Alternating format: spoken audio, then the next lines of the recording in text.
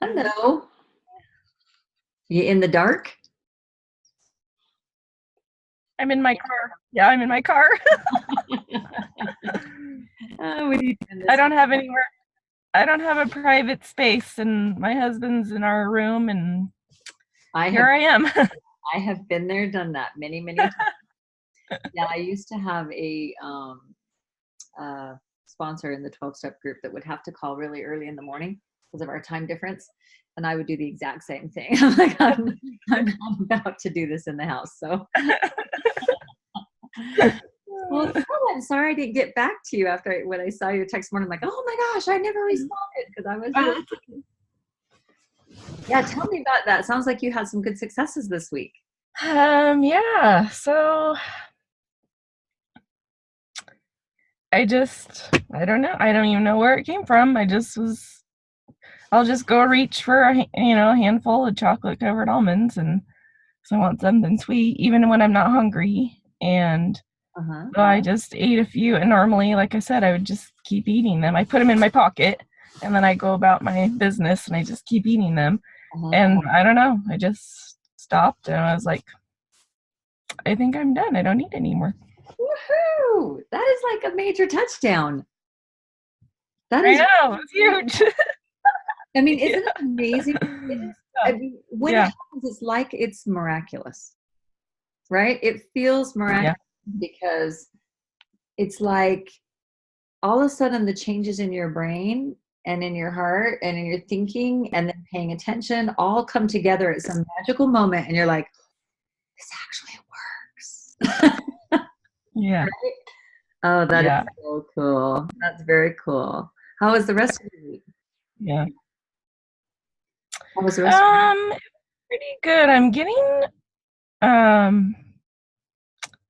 don't want to jinx myself or but I feel like I'm getting better at, I was gonna say I'm getting really good at, but maybe better at is a good phrase. Not eating under stressful situations, which is also huge, and I didn't really realize that until just now, actually. So that is really big for me. I think I keep going back to, I just eat so fast and I can't stop when I'm full, but in this other area, I'm doing really good. Good. You still there? You kind of. I've had, lots of. Oh no, yeah, it's probably because I'm out here. Sorry. Okay. Let me see if I can change signals. This one might be better. It only stopped for a second. Okay. So, we've got a lot going on, and my mother she had a really bad couple of days here, so we thought, oh my gosh, what's happening? It's the end, So just you have some, stressful things going on, and I don't turn to food, which is amazing. But I'm sure those things do come out when I am eating, on purpose, and I keep wanting to eat. I'm sure that's what that underlying feeling is. I just don't get it at that time. That is so great, because that is, I think for me, 90% of the battle, right? When we have that habit or that tendency to turn to emotional or to food when we're dealing with emotional stuff. I mean, the truth is it works. It does numb and totally distracts. In fact, this chapter that we read this week talks about how not just binging on food distracts, but the actual obsession with food, right? That constantly thinking about it and having that be the focus of your life distracts from all the other stuff that feels so uncontrollable. Yes. Yeah, it really does. I related to that a lot. Mm-hmm. And so being willing to sit with our emotions and being able to actually feel them sometimes feels like the hardest thing ever. At least it does for me, especially if the anxiety is really, really bad, or especially if I believe that I can't do anything about it. Yeah. Right. If I feel like, well, this person does these things that are really emotionally hard for me, but I can't do anything about it. I can't change them. I'm just going to have to live with this. Then it feels like your only other choice is to distract. But I am learning that when I sit with it, a couple of things happen for me. Number one, the feeling doesn't stay forever. Even if the situation doesn't change, that feeling doesn't stay forever. Sorry. We're both caught this morning. Um, but the feeling doesn't stay forever. It has to change. And I also notice that when I stay with the feeling and I actually think about it, then my brain can go through and figure out, okay, which parts of this can I really not change? And what can I actually do something about? Mm-hmm. And I think emotionally, that part is what scared me the most before, because I was scared to do something about it, or I felt like I couldn't or shouldn't or whatever. But then as I really start sitting through things and thinking about them, I start realizing, oh, I actually could do this. Like, it may not solve it, it won't change somebody else, but I could handle it this way. And I start coming up with answers, and I feel more empowered, and I don't feel as much of a need to eat. But the more I ignore it and the more I distract from it, it feels like that feeling does stay around forever. It's like it's trying to tell me something's wrong, something's wrong, something's wrong, something's wrong. And I just, when your kid goes, mom, mom, mom, mom, mom, mom, mom, mom, mom, and you think, if I ignore them, they'll go away, and they don't. Yes. That's good. So you try to carry on conversations with your friends while you're hearing mom, mom, Yep. mom, mom, mom. That's Yep. what I feel like. It's going on in the back of my head all the time. Something's wrong, something's wrong, something's wrong, something's wrong, something's wrong, something's wrong, something's wrong. You just try to if I ignore this long enough, it'll go away. Yeah. Cool. So tell me a little bit more about, since we're talking about the eating disorder chapter this week, and it deals so much with exactly what we're talking about, is that need to, it's such a two-sided need, the need to work on how we deal with the food in a healthy way, how we think about food, but also how we deal with our emotions. So where do you feel, as you read that chapter, where do you feel you are right now in that process?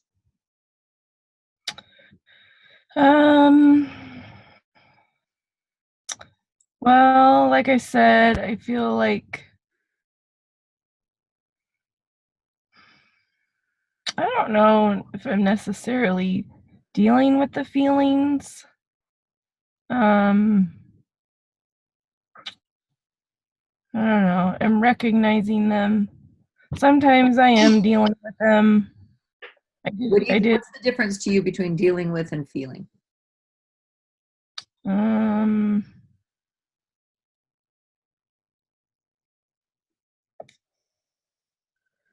don't know.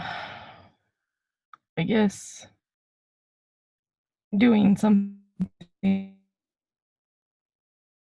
like you were talking about, like what can I control in this situation? What can I not? What sitting with the feeling. I don't know.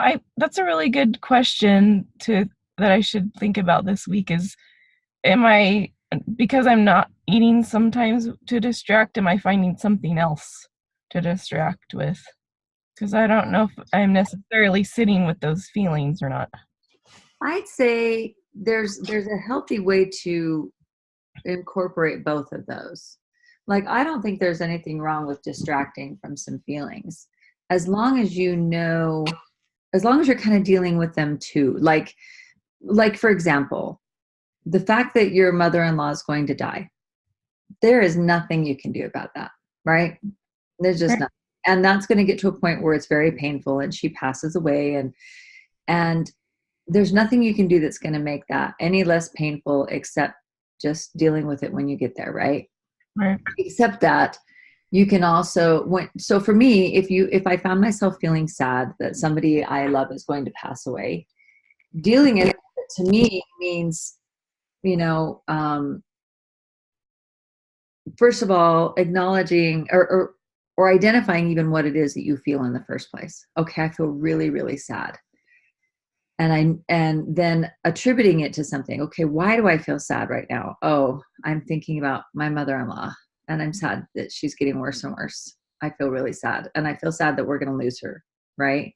Mm-hmm. So just being able to say, oh, here's what I'm feeling, and here's what I attribute it to. And then just acknowledge that. I mean, that's normal. Acknowledging that, okay, of course I feel sad. This is somebody I care about, this is somebody I love, and I'm going to lose them. That's true.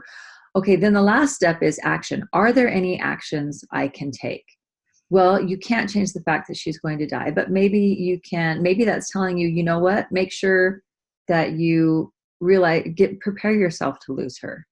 You know, prepare your family. Maybe that's one of the things your emotions telling you to do. Maybe it's telling you, oh, don't forget to reach out to her today and let her know you love her.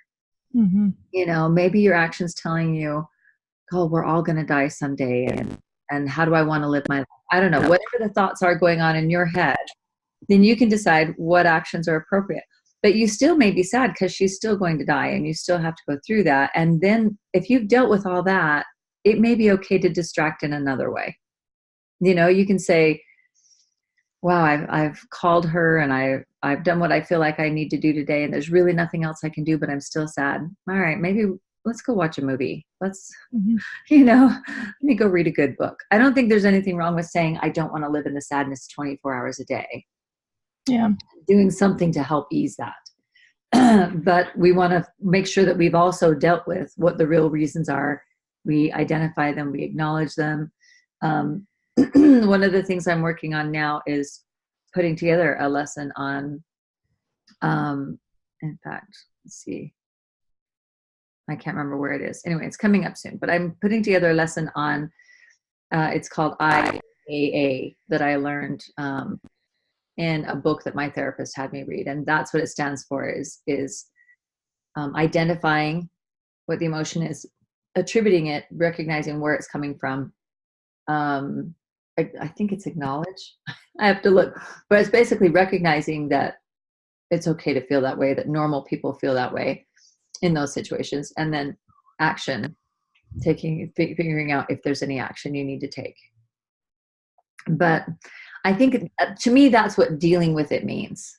And it may not mean that there's something you need to do or can do. You might totally, you know, at the moment when she passes away, there may be not a darn thing you can do, but just, you know, maybe your action is, I'm just there for my husband and I cry about it when I need to, you know, and that's okay. And you're still going to need some distraction sometimes.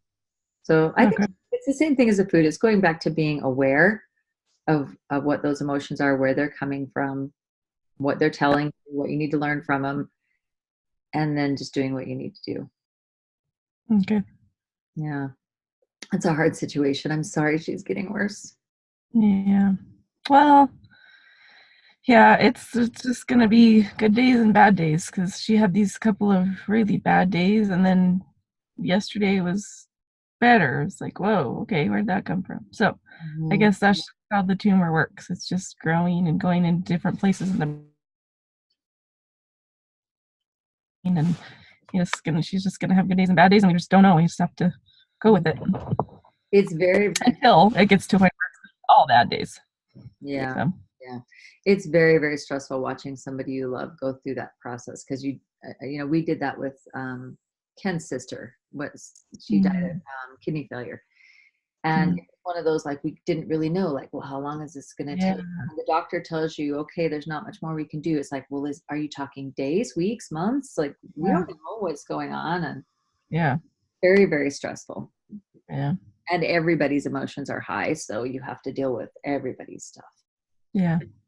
Yeah, very true. So you're definitely going to get a lot of practice. Yeah. Good way to look at it. Exactly. Did you have a chance to look over the chapter? I got like maybe halfway through. Okay. It was really good. There's some really good. I definitely want to read the rest. For some reason, when I first started studying this book, I took these last chapters and read them through too quickly. I kind of felt like, oh, yeah, I get it now. I just want the steps, right? Give me the steps of what to do. And so when it got to these last things about, like a diet book. Yeah, exactly like a diet.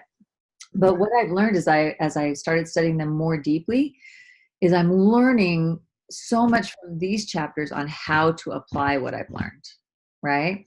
So in this chapter where they're going through these people with severe eating disorders and how they dealt with it,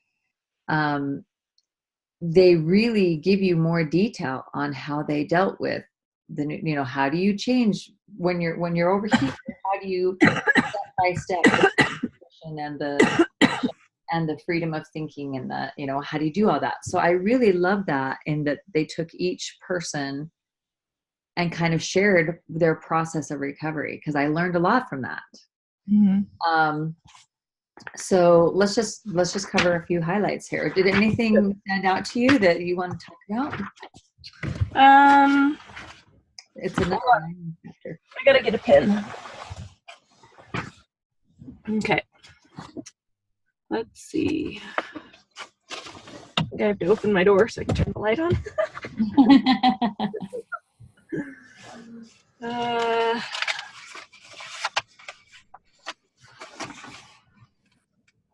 What did you think of those statistics at the beginning, that 35% of all dieters turn into what they called pathological dieters?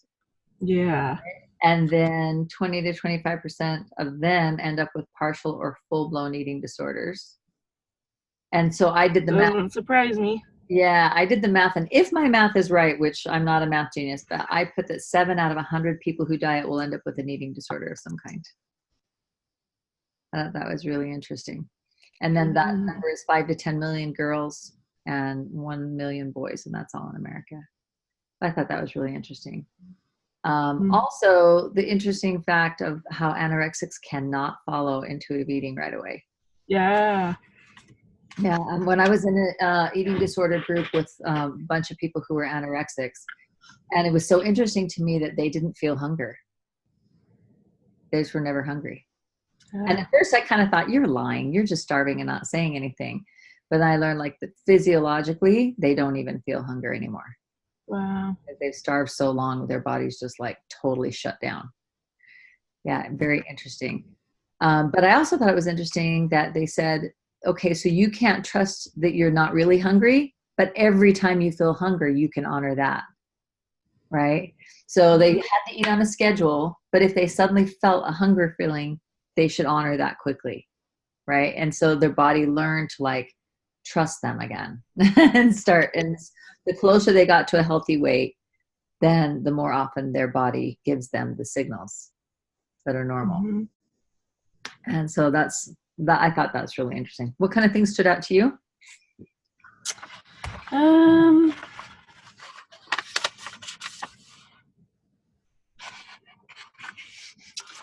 don't know. I didn't like make any notes or highlight anything.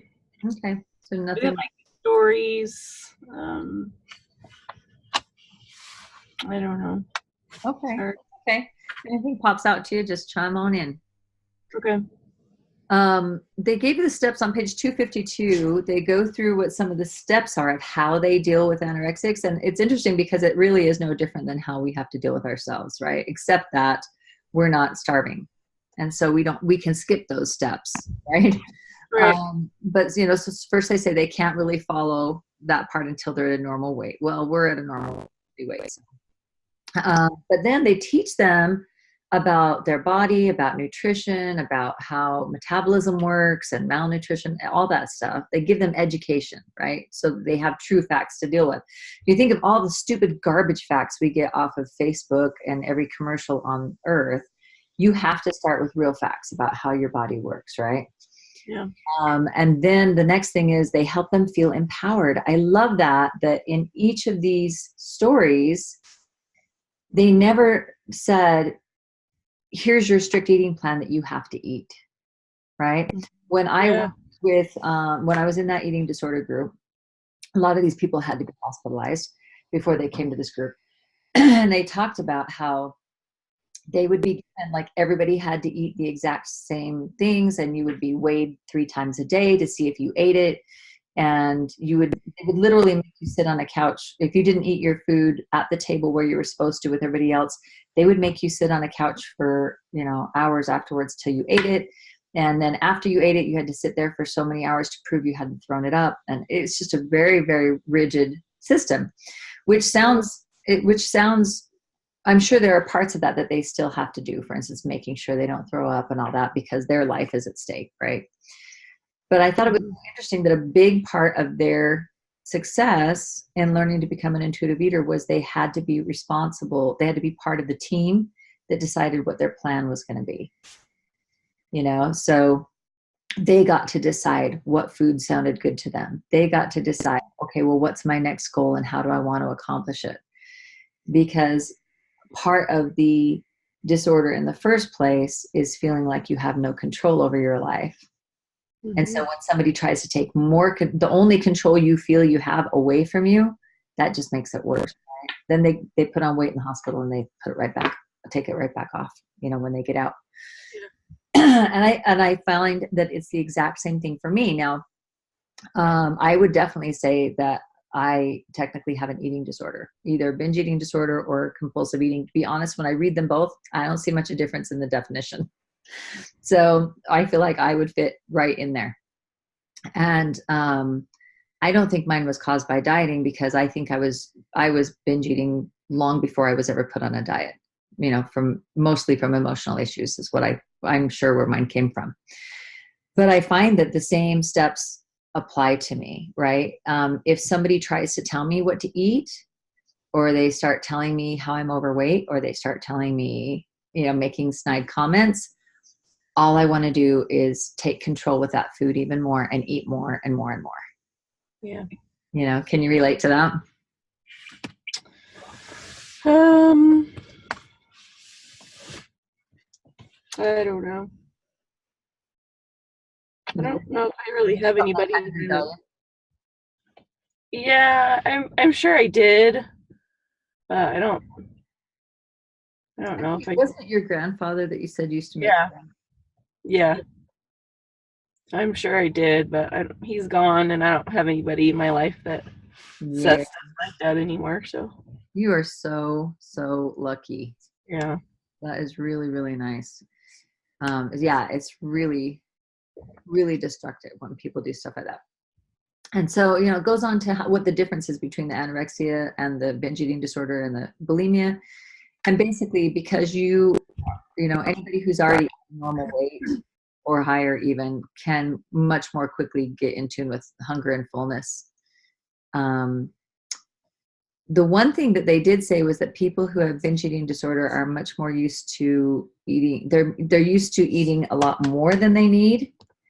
And so their kind of definition of full is skewed. And I think that's something I definitely have had to deal with, and sometimes do still deal with, because I think we've talked about before that to me, being a little bit too full is comfortable.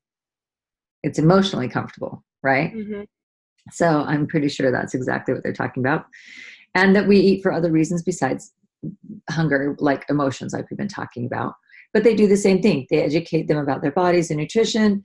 They help them see that even if you're not, and I think this is what we've been doing too, even if you're not an intuitive eater yet, even if you haven't mastered it, you help them see, okay, well, here's what this looks like. And this is a model that you're going to become. This is a model you can do. Just kind of hold on to that vision that you're going to have that freedom. You're going to not have to think about food all the time. I mean, isn't that what keeps you going on this? Yeah. And I do feel a lot of freedom from food. I feel way more peace than I used to. I'm not constantly thinking about it and obsessing over it and meal planning and, this is what I can eat. And it's so freeing. Yeah. Oh, absolutely. And when I do get into stories, it is that vision of that peace and that continued peace and freedom that keeps me going, Yeah. You read stories about all these people and say, okay, there's tons and tons of people who are able to maintain normal weights and just live happy, normal lives. And that's where I'm headed. Yeah. Because when my brain says, you know what, you should just give this up and go on another diet, I picture, okay, I remember my diet life and how I felt over there. And then I remember how I feel whenever I eat this way. I'm like, okay, I can't go back to this. I can't. I got to keep going forward to this thing that I'm excited about, right? Yeah. So same thing. They help them understand that and see that that's something they can do.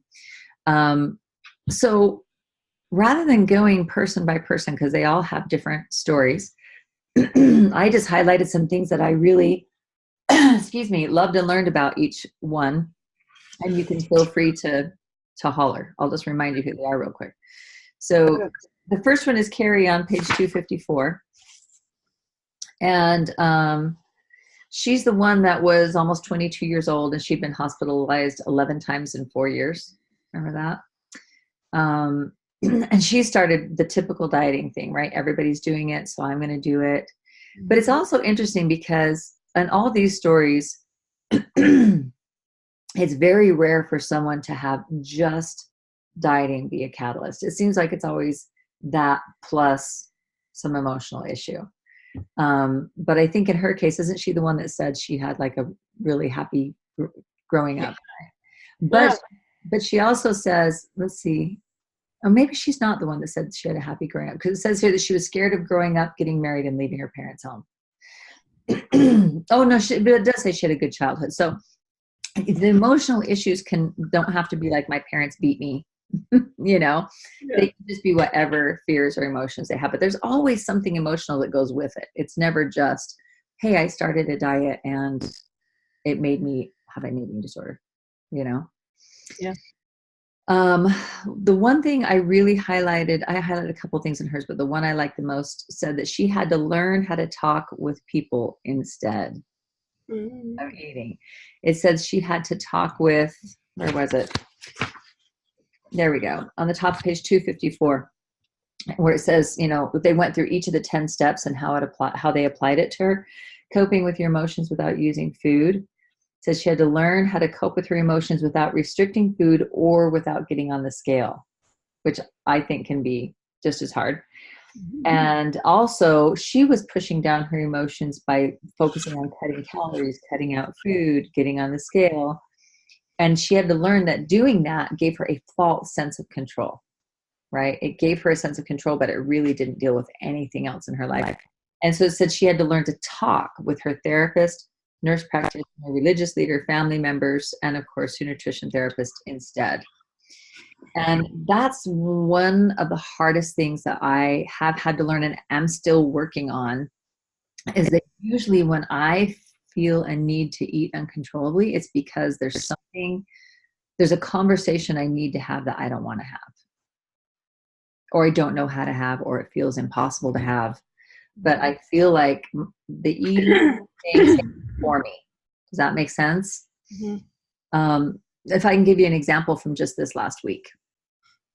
So my mother-in-law is who we stayed with for the last week, and she is normally a very kind person.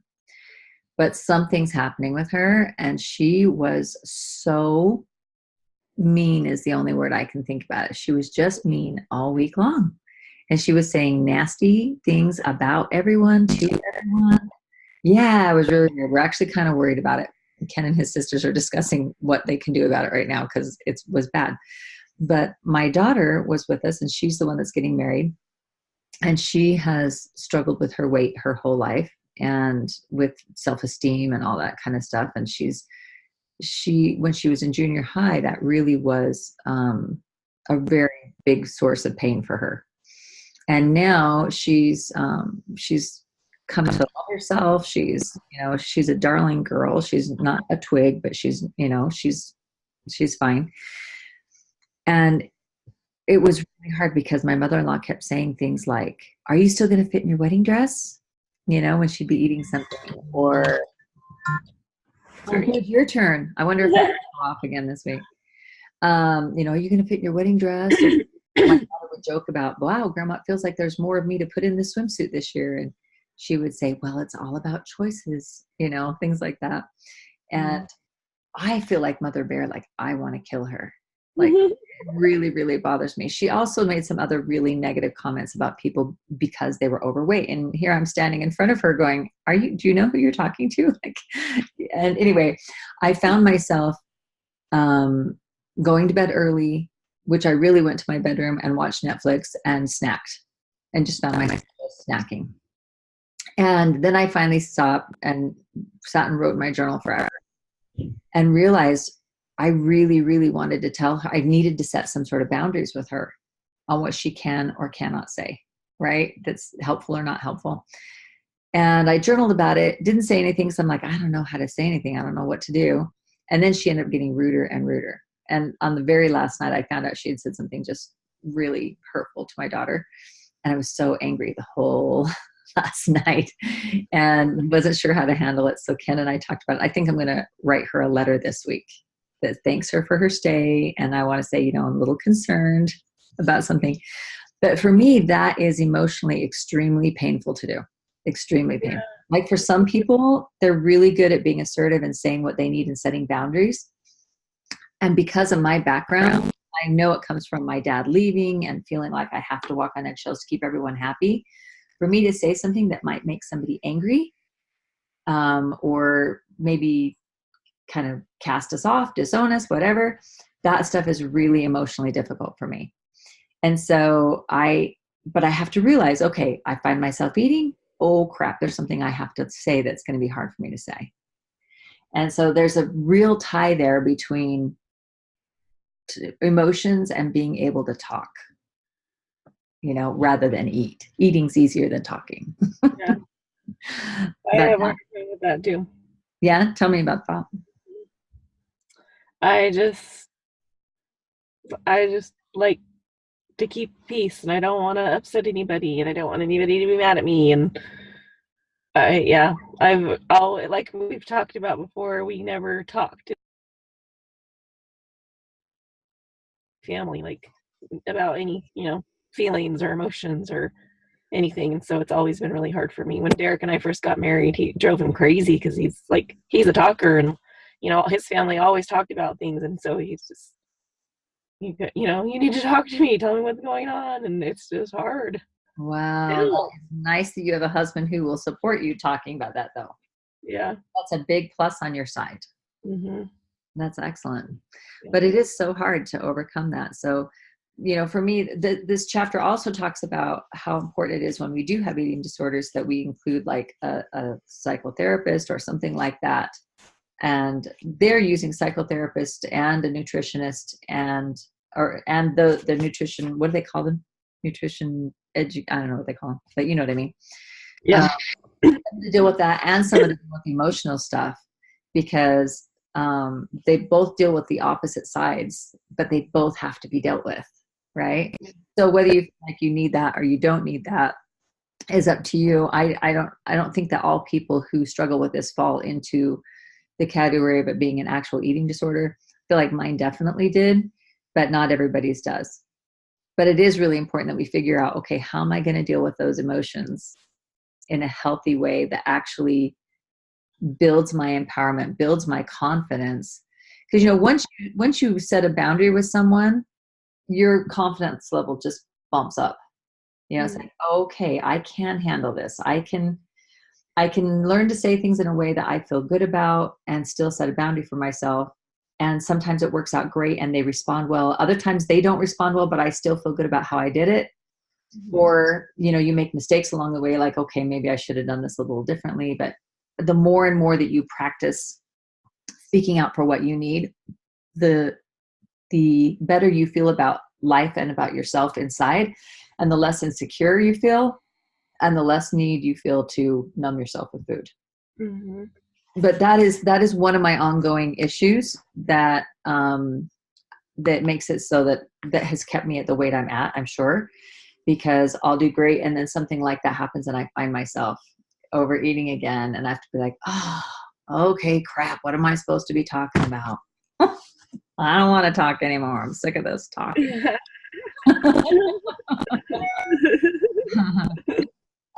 Let's see, what else did you say? I highlighted this part that says she had never had another alternative. What was I talking about? Oh, about she had to learn to respect her normal weight. And so she had to throw away her anorexic clothes and recognize those are never going to fit me again. And just be okay with normal clothes, find comfortable things, and then rejecting the diet mentality. So, if you look around, it says that she was able to look around and see that all the people she knew that were on diets were still overweight. And so like she knew that didn't work. Anybody looking at me, if you dieted your whole life and you're still that heavy, that is not the answer, right? But it was interesting because it said that she always felt like she had no other choice to normal weight and to get out of this. And it's so true. The world doesn't tell you that there's any other choice. Right. Just diet, diet, diet, diet. Let's see, that section, that's probably all I had that I had said about Carrie, but I just thought it was fascinating how they took her step by step through those 10 things to show you how they actually applied to her. But I think they applied to us exactly the same. Well, except one thing, for anorexics, when it comes to exercise, they also don't let them exercise because they're so severe. So it was like, whatever you have to do to get up and live your life, do that, and not until your weight is normal. And then you can start paying attention to what would feel good, you know. But a lot of times they have to be restricted on not doing too much of those things. I don't think I've ever had anybody tell me that I do too much exercise. Yeah. Okay, the next person was Skylar on page 258. I learned a lot from this situation too. So she's the one that came in when she was 57 at a normal weight. Yeah. And my first thought was, well, she's probably normal because she's doing what I used to do, which is I would binge for a day and diet for a day and binge for a day and diet for a day. So my weight stayed the same, but I was still miserable. But instead, she had stayed anorexic all these years, but her body just like was holding on to everything. It was like, you're starving me to death. I am going to slow so way down. Yeah. So you hold on to everything that goes in your body. And I thought, isn't that interesting? Our bodies are so smart, right? So smart. And yet we don't trust them. It's like, why don't we learn to trust our bodies? They know exactly what they're doing. It's us that doesn't know what we're doing.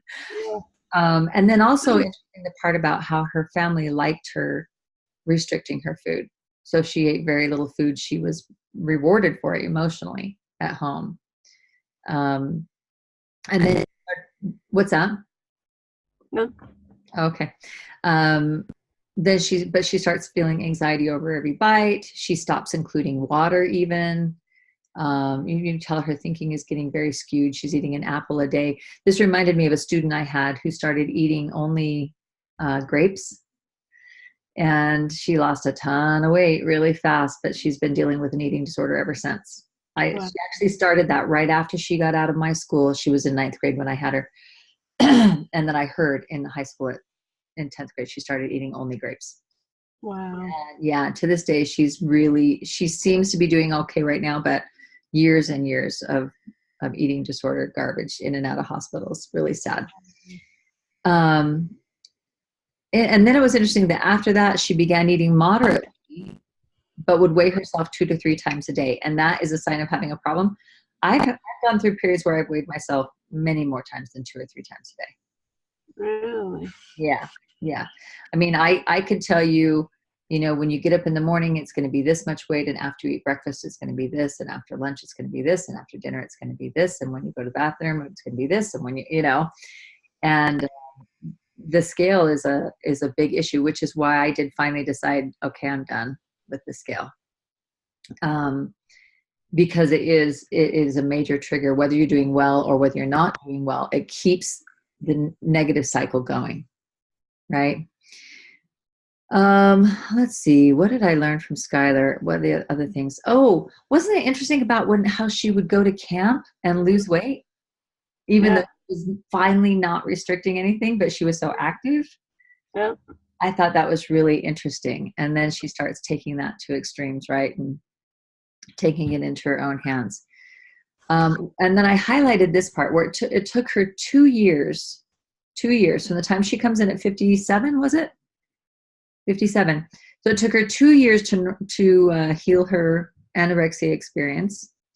And now she has a totally normal relationship with food.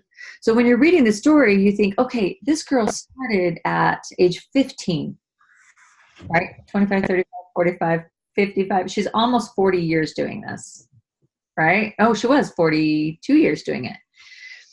And somebody had told her at the beginning when she was 15, hey, look, why don't we learn to just do this the normal way? And it might take you a couple years, right? She would have died. 2 years? 2 years to learn, she would thought forever. So instead she tried these quick fixes that took her 42 years, right? And that's what I wish I could get through to people. It's going to be harder than I ever thought to build these from food to faith programs because people aren't willing to stop dieting. Right. That's what They want the quick fix. Yeah, exactly. And so, it may be back to just being us. We may get one or two more people in there, but I'm learning that people are not long-term minded. They want a quick fix and they want it now. And we're all scared to death that we won't be able to do it otherwise. Yeah. So true. I also thought it was interesting that they mentioned that she consistently now has 3 meals and 2 snacks a day. That's something that was definitely taught in eating disorder groups that I was in. 3 meals and 2 snacks is pretty normal. She eats at restaurants. She doesn't restrict anything. She exercises consistently, but not excessively. I thought that was good. And then she talks about how she has really healthy muscle now and that her metabolism sped up because she's obviously feeding her body. One thing I learned from reading it this time that I hadn't remembered from before was they said that when people are like with anorexics, when they're forced to eat normal food all at once, that they put on a ton of water weight, right? And then it freaks them out. So then they go back to restricting and, it's this back and forth thing. But when they do this normal intuitive eating thing, that it's such a gradual, slow process that they don't have so much discomfort. It doesn't have tons of water weight come on. And it's just more of a healthy way of doing it. And I think about that because I know that people who do like the keto thing where they go without carbs, and we've talked about before, I think don't hold me to this science because my brain's not very good, but I think it's for every gram of carbs that you eat, your body has to have 9 grams of water just to support that carb. And so people suddenly, eat a bagel and they're on keto. Well, the next day it will show that they have a huge weight gain, right? And then it freaks them out. See, I knew I shouldn't have any carbs. They're horrible for me. It's like, no, your body's just holding on to a lot of water because you finally gave it some carbs, right? And a lot of that would take care of itself over time if you just went back to eating normal stuff. But it's interesting how our bodies are trying to protect us all the time. But because of all the people trying to make a quick buck off of us, we're convinced that, that's somehow a sign that we're screwing it up, I actually feel bad for all my friends on this keto thing because I feel like, man, life is tough if that's how you have to live your life. Yeah. Yeah, not very cool. Excuse me. And then they make a point about the scale, because they talk about how much these people weigh and that they return to normal weight. Well, obviously doctors have to know how much their clients weigh when they're severe like that. And so I don't know if you realize that they get on backwards. Oh, yeah. Yeah. So when I dealt with people who are anorexics, they have to weigh in like regularly because their life is at stake, but they make them get on backwards so they can't see the number. They never tell the patient what the number is. That's interesting. Yeah. So that's a big part of healing from those things is you're absolutely forbidden from the scale. So when this tells us avoid the scale, they're just saying, you're not so severe that we're going to throw you in a hospital, but do it for yourself. Yeah. Really interesting. Excuse me. God, I don't know why I have this crap in my throat. So page 261 is where Lila's story comes in. And this is where they start talking about bulimia. And they say that nearly half of all anorexics have bulimia as well. And that's another thing that I learned. It's hard to say that somebody was just an anorexic because if you're still alive, you end up having to binge, right? You can't just be an anorexic or you'll die very soon. So if you have somebody who's been an anorexic forever, they're probably also bulimic because they go through stages where they eat nothing. And then their body forces them to just binge and binge. Then they throw it up because they feel guilty and then they start all over again. So let's see. I'm trying to remember her whole story. She was restricting, to get ready for the prom. Did you read her story? Yeah. Okay. And went on a trip where she felt free for the first time. So of course she's been dieting to get ready for prom, graduation. Then she binges on vacation. She has sex for the first time. She's, life is that scary, crazy time. And that starts setting off her binge eating type stuff. And then here's another part that I found really interesting because it sounded so much like part of my story where, she kind of goes through the nutrition thing. She gets back up to her normal weight. And then it says that when she's a sophomore, in college, she kind of goes onto this quest to save all of her sorority sisters from from eating disorders, right? So she feels like she's been healed. I look at that as my time when I was a Weight Watchers leader, right? Like, okay, I've finally done it. I got myself down to this weight. I'm going to work for Weight Watchers so I never put it back on again. And I'm a good teacher, so I'm going to go teach it, and I'm going to help other people never do this. All the while, I was doing what she said. She had not made peace with food. She had just learned to be more careful. She was like restricting and exercising more, right? And that's what I told people. I stood in the front of Weight Watchers and told people all the time, you know what? I found the magic pill to keeping your weight off. The magic pill is count what you eat and exercise. I thought it was so simple. What I wasn't telling them is that I was still binging one day out of control and then back on the Weight Watchers for a couple of days to make up for it, and then binging out of control and then on Weight Watchers a couple of days to control it. But if you looked at me, you would have said, oh, she's done it. She looks great. And she's a great teacher up there. But it's not like I was lying. I thought I was telling the truth. I just couldn't understand why I couldn't do it consistently. Right? I felt like there's something wrong with me. This is the answer, but I'm screwed up. Right? Really interesting to me. Okay, so then she moves in with two people with eating disorders, and it's all over again. So on the top of page 264, it says something that I love so much. I had to quote it perfectly in my notes here, because this is something that we need drilled into our heads. It says, in the healing of a serious eating disorder, we often see periods of time when the symptoms of the eating disorder return. Okay, just plan on it. It's going to be normal. But it says these times are associated with periods of increased stress. This stress can be greater than the person's ability to cope with it. When this happens, not if it happens, okay? When it happens, one needs to see the return of symptoms as a red flag, which is not to be ignored. It represents a need to seek help in order to get back on the path of healing, right? And that can be, I need to talk to a friend. That help can be as simple as I need to journal and figure out what's going on, and I need to speak up for what I need. Or it could be, I need to go back and see my therapist and see what's going on. It could be whatever. But when you know something's happening and you're back in the destructive behavior, that's just a red flag that says something's going on. Time to take care of it. And it has nothing to do with the food. Right? Sorry, we still, okay, you're there. Gotcha. Yeah. I wasn't sure if you froze up. And then I loved it. She began following the intuitive eating. Says she had to commit to never diet or restrict again, which would be really hard for someone who's been doing it since they were 15. Yeah. And then eating primarily for hunger. I like how she's primarily, meaning there's going to be times that it's not that, but that's okay. Choosing what was appealing to her to get satisfaction from her meals, spending time with her feelings rather than pushing them down. And that she had to realize that she realized that by developing what she called her emotional muscle, she was far better able to cope with life than she ever could with bulimic behaviors. So the more we learn how to cope with our emotions, then it's easy to say, chocolate covered almonds aren't going to do it. Right?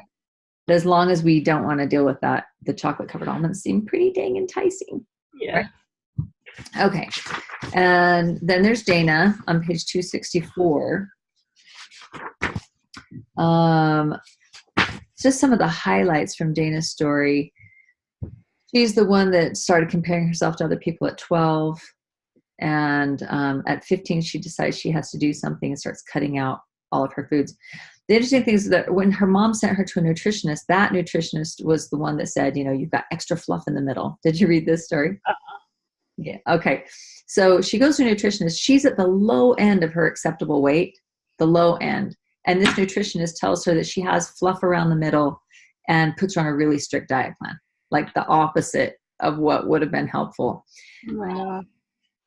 And she ends up being hospitalized for 6 months because she's, so out of control. And then she finally gets to the point where she's ready to make peace with food. She can't stand it anymore. And same thing, she commits to eating sufficient amounts during the day and her nighttime binging stops. So what a lot of people do, and I did this to a lesser degree.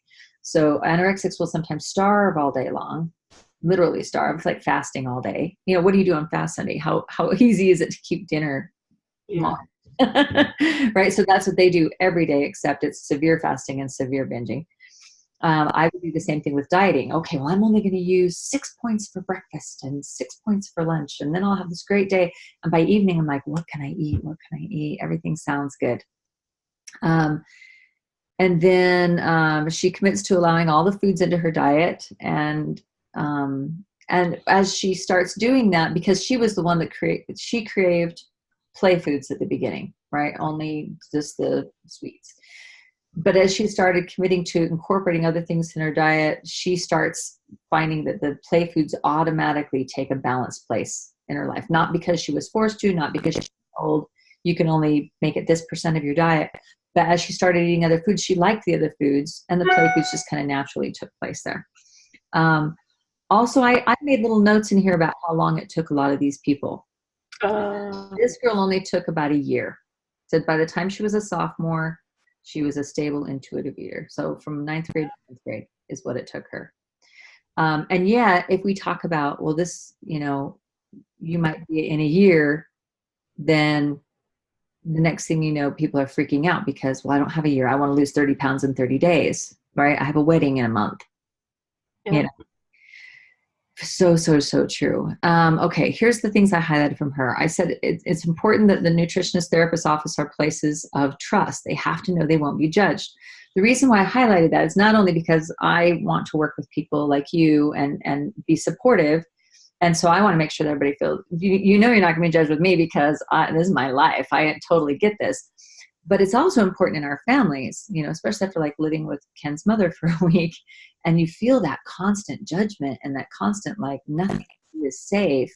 Well, you just start naturally pulling away from those people and isolating more.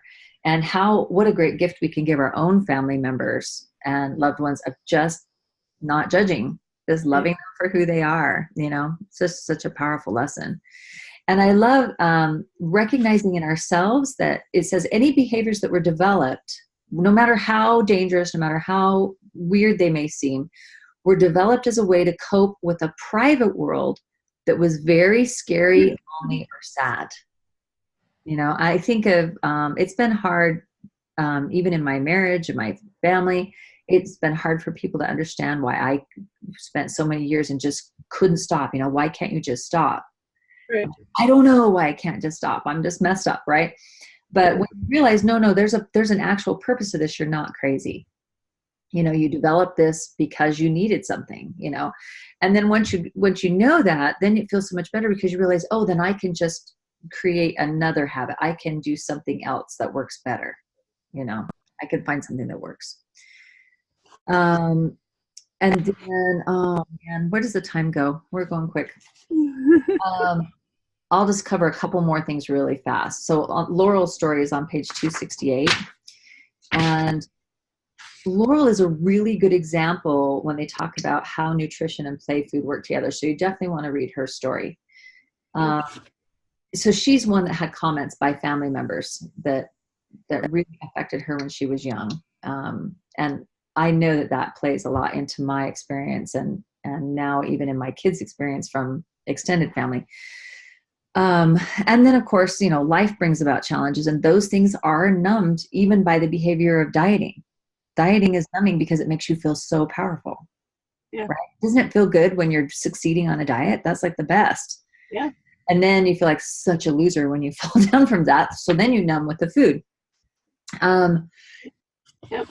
And then this is the part that talks about how, you know, she rapidly gained back the weight when she was anorexic, which was, you would think is good, except that it had tons of water weight with it, which, you know, which really caused mental anguish for the people who are trying to do that. And so it's really important that everybody is empowered to take a part of their own process to kind of figure out what they want to do. And then, you know, we'll skip over this part. We talk about how it's not just women, it's men. And they give an example of Trevor. On page 272, it goes into kind of defining moments about what changes people. You'll want to look at that part. Okay. But a lot of it has to do with realizing why you're using the disordered behavior, why you're using food, why you're using starving or binging. And then recognizing when you want to get well. I can't tell you how many times I started a diet again because somebody I love wanted me to. Mm-hmm. And I felt like I want them to be happy with me. And of course, I didn't want to be overweight either. But you kind of get to this point, and maybe for me, this is more applicable to the intuitive eating thing because I didn't feel like the people in my life could really support intuitive eating because they were scared I'm going to keep gaining weight. Right. And they were stuck in the diet mentality. So if you want to lose weight, you've got to diet. And what do you mean you're going to stop dieting? Have you seen your size? You know, they're not saying that, but I was afraid that's what they were thinking. So I was kind of afraid to tell people, okay, I'm going to give up dieting and go on, you know, follow this path. And that's the fear I see a lot of people making. So when you get on tomorrow's call, you still going to be on that tomorrow? Yes, I'm planning on it. Good. I think there will only be a few of us. There's only you and 2 others signed up for it. So it'll be tiny. And it'll be interesting to see if any of those are actually, you know, willing to go where we're going. And if not, that's okay. I have fun with just you. But it's really interesting how hard it is to kind of defy our culture and the expectations of the people around us and say, I'm not going to diet anymore. I'm going to learn to trust myself. It's harder than it sounds, isn't it? Oh, yeah. It's way harder than it sounds. But you know what? If it's just you and me, then you and I will get there. Yep. Sounds good to me. That's all we're going to worry about. Yep.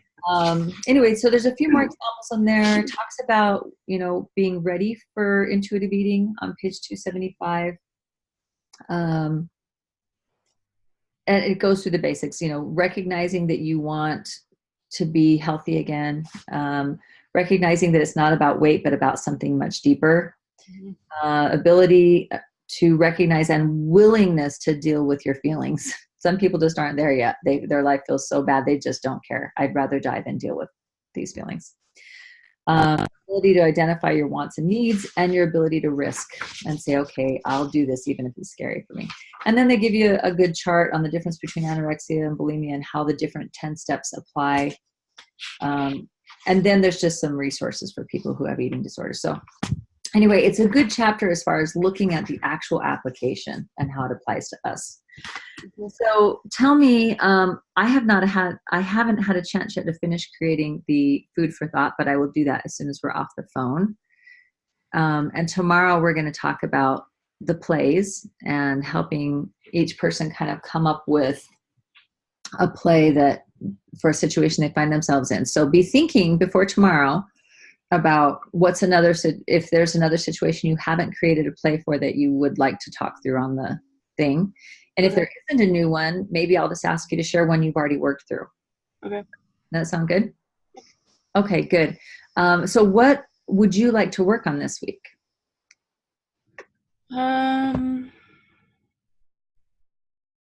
Well, as soon as you mentioned the plays, I was like, oh, I haven't done that for a while. Maybe I'll think about that this week. And I think it's just another tool in the belt, right? Yeah. So you pull it out when you need it. I think so. It's just a way to help deal with situations that come up. And then once you've done them several times, they start to become more habit of, oh yeah, this is what I do when I'm going out to a restaurant. Oh yeah, this is what I do when, you know, I need to create a play for what I do when somebody says something incredibly offensive and I want to rip their head off. And I say, okay, when I'm going through this, instead of turning to food, I will. Here's what I do. Yeah. So, okay, good. So I think we'll just keep working on that. And I think for the theme of the week for me for the food for thought is really on dealing with our emotions and recognizing that all these behaviors are all about helping us deal with emotions better. Okay. So, all right. Don't forget, Heavenly Father's on your team. Yep. He can give you more power and strength than anyone or anything ever could. Yep. All right. Awesome. Anything else? Nope. All right. Have a great day. I'll see you tomorrow morning. Okay, Okay. thanks. Bye. Bye.